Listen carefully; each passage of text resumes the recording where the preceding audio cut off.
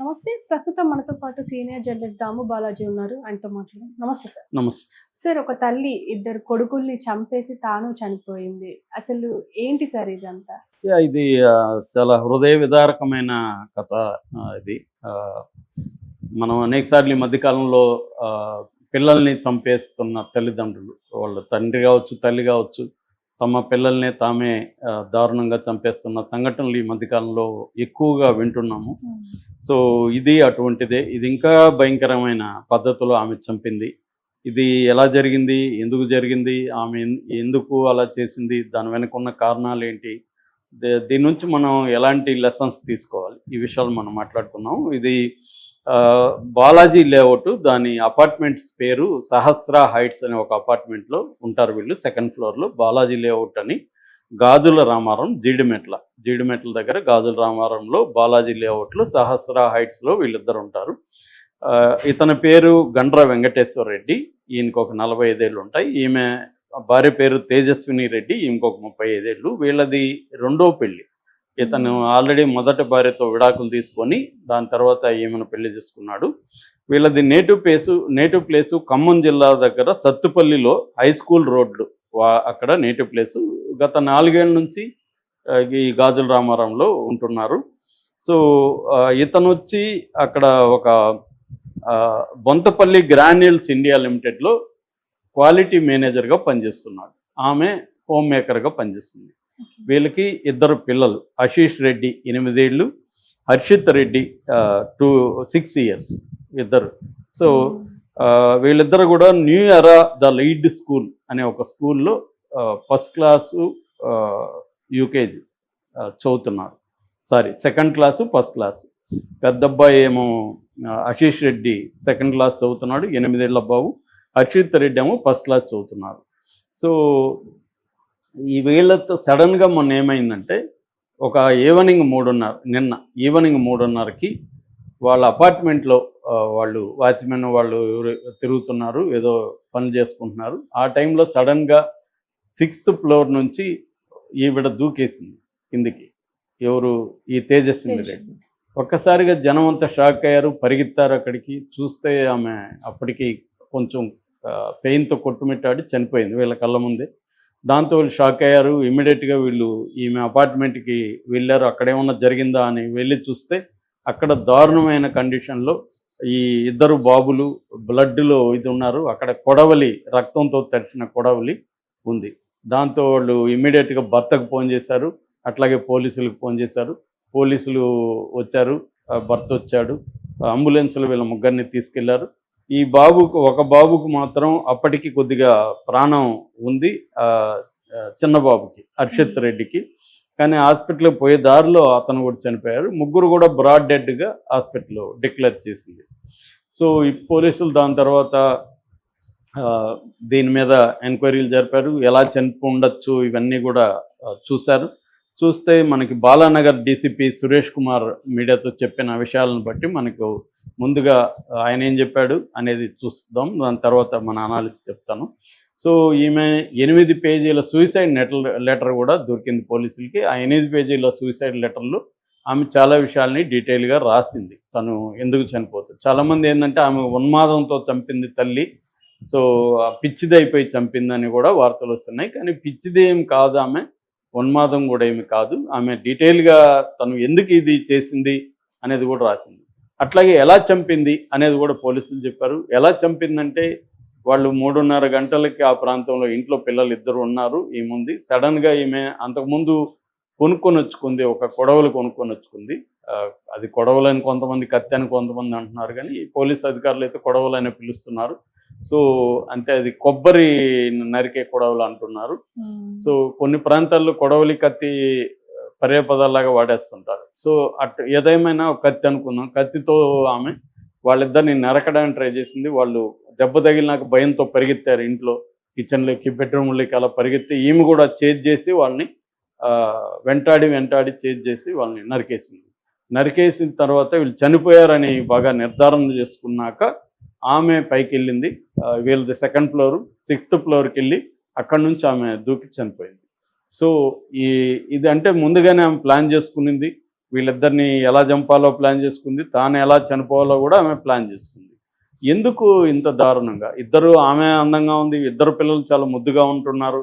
వాళ్ళ పక్కింట్లో అక్కడంతా కూడా అపార్ట్మెంట్లో మన రిపోర్టర్ మాట్లాడితే వాళ్ళు ఏం చెప్తున్నారంటే, చాలా బాగా చూసుకునేది సార్ వీళ్ళ ఇద్దరు పిల్లల్ని, ఆమె చాలా ఆడించేది, బాగా చూసుకునేది, బాగుండేది అనేది వాళ్ళు చెప్తున్నారు. అయితే సూసైడ్ లెటర్లో ఏముందంటే, ఆమె ఏం చెప్తుందంటే, నా ఇద్దరు పిల్లలకి హెల్త్ బాగాలేదు, పెద్ద బాబుకి ఏమో కళ్ళు సరిగా ప్రాబ్లం ఉంది, కళ్ళు సరిగా కనిపించట్లేదు, ఎవ్రీ 2 అవర్స్కి ఇది పోయాలి, నేను ఐ డ్రాప్స్ వేయాలి, లేకపోతే వాళ్ళకి విపరీతమైన పెయిన్తో అరుస్తూ ఉంటాడు.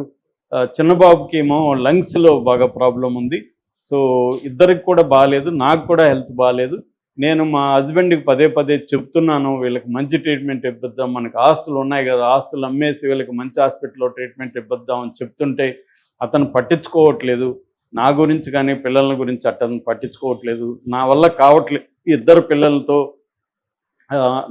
నా హెల్త్తో ఇద్దరు పిల్లలతో ఏగడం నా వల్ల కావట్లేదు. మొన్న ఒకరోజు గొడవ అయితే మా హస్బెండ్ ఏమన్నాడంటే, ముగ్గురు ఎక్కడన్నా కలిసి చావండి అన్నాడు. సో నాకు ఇంకా మనసు విరిగిపోయింది. ఇప్పుడు వీళ్ళిద్దరిని నేను చచ్చిపోదాం అనుకున్నా, ఇప్పుడు నేను చచ్చిపోయి వీళ్ళిద్దరు ఉంటే వాళ్ళ నాన్న ఎలా చూడరు, వీళ్ళు సఫర్ అవుతూ ఉంటారు. ఆ సఫరింగ్ నుంచి వీళ్ళకి విముక్తి చేయడానికి కోసమే వాళ్ళిద్దరిని నేను చంపేసి నేను చచ్చిపోతున్నాను అనేది ఆమె డీటెయిల్గా రాసిన లెటర్లో ఉంది. అట్లాగే పక్కన వాళ్ళు విచారిస్తే కూడా అవును ఈ ప్రాబ్లం ఉంది, ఆమె చాలా కష్టాలు పడేది ఆ పిల్లలతో, ఆమెకి హెల్త్ బాగాలేదు, ఆమెకు కొంత మెంటల్ డిస్టర్బెన్స్ కూడా ఉంది. గత 3 నెలలుగా మాత్రం ఆమె కొద్దిగా బెటర్గా అనిపించింది మాకు. అంతకుముందు అసలు ఆమె ఎవరితో కలిసేది కాదు, మెంటల్గా ఏదో డిస్టర్బెన్స్గా ఉన్నట్టుగానే మాకు కూడా అర్థమైంది అనేది కూడా వాళ్ళు చెప్తున్నారు. భర్త మాత్రం సైలెంట్గా ఉంటున్నాడు, దీని పట్ల ఆయన స్పందన లేదనేది ఇంకా మనకు తెలియదు. సో ఆయన ఇంకా మన మీడియాతో మాట్లాడలేదు. సో ప్రధానంగా ఈమెకి సపోర్ట్ సిస్టమ్ ఏమీ లేవని చెప్తున్నారు. బంధువులు కానీ ఇంకొకరు కానీ హెల్ప్ చేసే పరిస్థితి లేదు. ఆమె ఒకటే ఈ జబ్బుతో ఉన్న ఇద్దరు పిల్లలతో ఏగాల్సిన పరిస్థితి. ఆ ఇద్దరు కూడా ఈమెను ఇబ్బంది పెడుతున్నారు. దీంతో ఈమె వేరే మార్గం లేదు, భర్త కూడా ముగ్గురు కలిసి చనిపోయింది అన్నాడనేది ప్రధానంగా చెబుతున్నారు. సో ఈమెను డ్రైవ్ చేసిన అంశాలు ఏంటి? ఎందుకంటే ఒక ఎక్స్ట్రీమ్, ఎంతో ఆమె ప్రేమించి ఎంతో కష్టపడి ఇద్దరు పిల్లల్ని కనింది, ప్రేమించింది వాళ్ళని ఆలనా పాలన చూసుకునేది. 8 ఏళ్ళు 6 ఏళ్ళు పిల్లలు అంటే ఈ 8 ఏళ్ళ పాటు ఆమె 6 ఏళ్ళ పాటు ఇద్దరిని అనేక క్షణాల్లో ప్రేమించుంటుంది, అన్నీ చేస్తుంటుంది. చిన్న గాయం అయితే ఆమె తలడిల్లు ఉంటుంది. అలాంటి ఆవిడ ఒక దారుణంగా తరిమి వాళ్ళని ఒక పగవాళ్ళనో లేకపోతే ఒక దారుణమైన ఆగర్భ శత్రువునో చంపినట్టుగా కత్తితో తరిమి చేసి మరి ఎందుకు చంపింది అంటే, దీనికి అనేక విషయాలు మనం సైకాలజికల్ యాంగిల్లో చూసుకున్నప్పుడు, తల్లుల మీద మనం అనుకునే తల్లి కాన్సెప్ట్ సినిమాల్లోనో లిటరేచర్లోనో తల్లి అంటే ఇలా ఉంటుంది, బిడ్డల కోసం ఆమె ప్రాణం కొట్టుకుంటూ ఉంటుంది, ఇవన్నీ ఒక తల్లి ఫిగర్ని ఐడియలైజ్ చేసి చెప్తారు. కానీ ఇవాళ పిల్లల్ని పెంచడం అనేది చాలా డిఫికల్ట్ థింగ్. ముఖ్యంగా తండ్రి సపోర్ట్ లేకుండా తల్లి ఒకటే పిల్లల్ని పెంచాలి, అది కూడా ఇట్లాంటి health issues, chronic health issues. Hope లేదు ఆమెకి, వీళ్ళకి బాగవుతుందనే హోప్ కూడా లేదు. నెక్స్ట్ ఇయర్ బాగవుతున్నానో 6 నెలల తర్వాత బాగవుతుందనే హోప్ లేదు. ఇది క్రానిక్గా వస్తూనే ఉంది, పుట్టినప్పటి నుంచి ఈ ప్రాబ్లమ్స్తో ఫేస్ చేస్తూనే ఉంది. ఇది ఒక రోజుతో పోయేది కాదు, పోతుందనే హోప్ కూడా లేదు ఆమెకి. ఇది నెంబర్ 1. నెంబర్ 2, ఇంకొక విషయం తెలిసింది నాకు. అదేంటంటే వీళ్ళ పక్కింట్లో 7 నెలలకు ముందు సిమిలర్గా తండ్రి భార్యను ఇద్దరు పిల్లల్ని ఉరివేసి తను చనిపోయాడు, జస్ట్ పక్కింట్లో.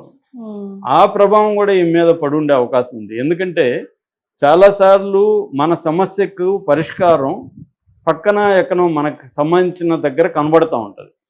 ఇప్పుడు పక్కన ఆత్మహత్య, హస్బెండ్ ఒక భార్యని ఇద్దరు పిల్లల్ని ఊరేసి తను చనిపోయాడు. ఇది ఆమెకి మైండ్లో అన్కాన్షియస్గా కానీ కాన్షియస్ కానీ పడిపోయి ఉంటుంది. ఎందుకంటే దీని మీద రీసెర్చ్ చేశారు, ఒక మాల్కోలం గ్లాడ్వెల్ అని ఆయన, మాల్కోలం గ్లాడ్వెల్ ఆయన పేరు. ఆయన టిప్పింగ్ పాయింట్ అని బుక్ రాశాడు. అందులో సూసైడ్ల మీద ఆయన రీసెర్చ్ చేశారు. సూసైడ్లు కూడా అంటువ్యాధి అనేది ఆయన తేలుస్తాడు. అంటే ఒక్కసారిగా రైతులంతా ఒక్కసారిగా సూసైడ్ చేసుకుంటుంటారు. ఆ మధ్య తెలంగాణ ఉద్యమంలో విద్యార్థులు విపరీతంగా చేసుకున్నారు. ఎందుకు ఒక్కసారిగా ఒక ఆ, ఒక అంటువ్యాధిలాగా ప్రబలుతుంది అప్పుడు? అంటే మనకు తెలియకుండానే మనం ఇన్ఫ్లుయెన్స్ అవుతాం సూయిసైడ్లతో. అదొక సొల్యూషన్ లాగా అనిపిస్తుంది మనకు. సో ఈమెకి ఏమైందంటే, ఇంకోటి సైకాలజీలో ఏం చెప్తారంటే కాగ్నిటివ్ డిస్టార్షన్ అంటారు. కాగ్నిటివ్ డిస్టార్షన్ అంటే మనకి రియాలిటీని మనం చూడం, మనం ఒక నెరేటివ్ వేసుకుంటాం. ఈ నెరేటివ్నే రియల్గా నమ్ముతుంటాం. ఇంకా ఎవరు ఎన్ని చెప్పినా మనం వినం అనమాట. దాన్ని కాగ్నిటివ్ డిస్టార్షన్ అంటారు. సో అటువంటి కాగ్నిటివ్ డిస్టార్షన్ ఈమెకు ఉంది. దీన్ని బయట తీయడానికి ఆ కాగ్నిటివ్ డిస్టార్షన్ ఏంటి? ఇద్దరు పిల్లలకు విముక్తి లేదు, వీళ్ళు జీవితాంతం ఇలా ఉండాల్సిందే, నేను జీవితాంతం ఇలా వేగాల్సిందే. దీనికి విముక్తి లేనప్పుడు పక్కన కనబడింది సూయిసైడ్. అంటే పిల్లల్ని చంపి తను సూయిసైడ్ చేసుకోవడాన్ని సైకాలజికల్గా ఏమంటారు? ఫిలిసైడ్ సూయిసైడ్ అంటారు. ఫిలిసైడ్ అంటే పేరెంటే పిల్లల్ని చంపడాన్ని ఫిలిసైడ్ అంటారు. సూయిసైడ్ రెండు ఉన్నాయి ఇక్కడ. సో ఈ ఫిలిసైడ్ సూయిసైడ్ అనే దాన్ని ఈమె అటెంప్ట్ చేయడం వెనక ఈమెకు ఒక కాగ్నిటివ్ డిస్టార్షన్ ఉన్నట్టుగా మనకు కనబడుతుంది. రెండవది, ఈమెకి ఎటువంటి హోప్ లేదు.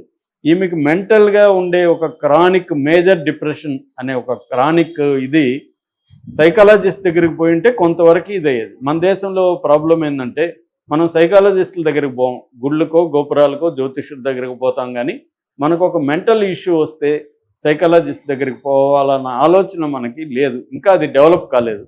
సో దీనివల్ల ఏమవుతుందంటే మనకి సైకలాజికల్ ఇష్యూలు పెరిగిపోతూ ఉంటాయి, వాటిని ఎవరు అడ్రస్ చేయరు. అది ఎప్పుడు ఇలాగ బయటకు వచ్చినప్పుడు మాత్రమే మనం షాక్ అవుతాం. షాక్ అవ్వాలన్న ఇదేం లేదు. చాలామంది తల్లులు ఇదే ఆ స్థాయికి వెళ్లకుండా ఉండేవాళ్ళు చాలామంది నేను పర్సనల్గా చూసిన వాళ్ళు కూడా ఉన్నారు. ఆ మధ్య కూడా ఒక తల్లి కూతుర్ని చంపేసి తాను చనిపోయింది బెంగళూరులో. నాకు తెలిసిన ఒక తల్లి కూతురు తనని ఇబ్బంది పెడుతుంటే కత్తి తీసుకుంది, నేను చచ్చిపోతాను. ఆ క్షణంలో చేస్తే ఏం చేస్తాం? అంటే పిల్లల పెంపకం అంత ఈజీగా లేదు. ముఖ్యంగా సింగిల్ పేరెంట్స్ కూడా బాగా పెరుగుతున్నారు ఇండియాలో, ముఖ్యంగా తల్లుల విషయంలో. సింగిల్ పేరెంట్స్, తల్లిగా సింగిల్ పేరెంట్ ఉంటే అనేక ప్రెజర్స్ని ఆమె ఎదుర్కోవాలి, బయట ఎదుర్కోవాలి, ఇంట్లో ఎదుర్కోవాలి. ఈ పిల్లలకు కూడా అర్థం కాదు, పిల్లలకు కూడా డిఫికల్ట్. సో దీన్నంతా తల్లి మీద చూపిస్తారు. దీనివల్ల ఈ ప్రెజర్ అనేది పెరిగి పెరిగి పెరిగి ఒక్కసారిగా అది బర్స్ట్ అవుతుంది. ఆ ప్రెజర్కి సేఫ్టీ వాల్వ్ లేదు, పోవడానికి లేదు, బర్స్ట్ అవుతుంది. ఇక్కడ ఏంటంటే క్లియర్గా హస్బెండ్ నుంచి ఎటువంటి సపోర్ట్ ఈ అమ్మాయికి లేదు, వాళ్ళ బంధువుల నుంచి లేదు, అమ్మ నాన్న నుంచి లేదు, ఎవరి నుంచి సపోర్ట్ సిస్టమ్ లేదు. తను ఈ ఒక ట్రాప్డ్ అనే ఫీలింగ్ వచ్చేసింది. నేను ఇరుక్కుపోయాను దీంట్లో, దీనికి విముక్తి లేదు, ఓన్లీ డెత్తే పరిష్కారం అన్న ఒక దీంట్లోకి ఆమె వెళ్ళిపోయింది. దీన్ని ఎవరితో కూడా షేర్ చేసుకోవడానికి కూడా ఎవరు లేరు. సో ఈ ట్రాప్లో నుంచి ఆమె వాళ్ళని ఇంకొకసారిగా డిసైడ్ అయిపోయినాక ఇంకెలా చంపారు, ఒక్కసారి చంపాలని డిసైడ్ అయినాక సగం చంపి వదిలేరు కదా అని. సరే మనకు అనిపిస్తుంది తరిమి ఎలా చంపింది అవన్నీ అని. ఆమె మైండ్ ఎలా ఉందో మనం అర్థం చేసుకోవాలి. ఆమె మైండ్ ఎలా ఉంది, వీళ్ళకి మనం విముక్తి కలిగించాలి. అంటే వాళ్ళకి కూడా మేలు చేస్తున్నట్టుగా తాను నమ్ముతుంది, పిల్లలకి తాను మేలు చేస్తుంది, వాళ్ళకి ఈ పెయిన్ నుంచి విముక్తి చేస్తుంది అని తాను నమ్ముతుంది డిస్టార్షన్ వల్ల, కాగ్నిటివ్. సో అందుకనే చాలామంది పేరెంట్స్ కూడా ఎందుకు పిల్లల్ని చంపుతారంటే, పిల్లల మీద కోపం ఇంకొకటి కాదు, పిల్లల మీద ప్రేమతోనే చంపుతారు. మనం వీళ్ళని చంపకపోతే వీళ్ళు ఈ క్రూరమైన ప్రపంచంలో బతకలేరు, బాధలు పడాలి, వీళ్ళని ఎవరు చూసుకుంటారు, తండ్రి పట్టించుకోడు, వాడు రెండో పెళ్లి చేసుకున్నట్టుగా మూడో పెళ్లి చేసుకుంటాడు, నేను లేకపోతే, నేనుంటే నేను భరించలేను ఈ పెయిన్ని అని ఆమె తనకి విముక్తి కావాలి, పిల్లలకి కూడా విముక్తి కావాలన్న ఒక పాయింట్ ఆఫ్ వ్యూలో చేసింది. ఈ బ్యాక్గ్రౌండ్ అంతా మనం అర్థం చేసుకోకుండా జస్ట్ ఆమె ఒక దుర్మార్గాలను ఒక ఉన్మాదిగానో చిత్రించడం వల్ల సమస్యకి పరిష్కారం అనేది దొరకదు. సమస్యని కరెక్ట్గా డయాగ్నైజ్ చేయాలి. ఇది ఇప్పుడు నేను చేసేది కూడా బయట నుంచి చేస్తున్నా ఇదే తప్ప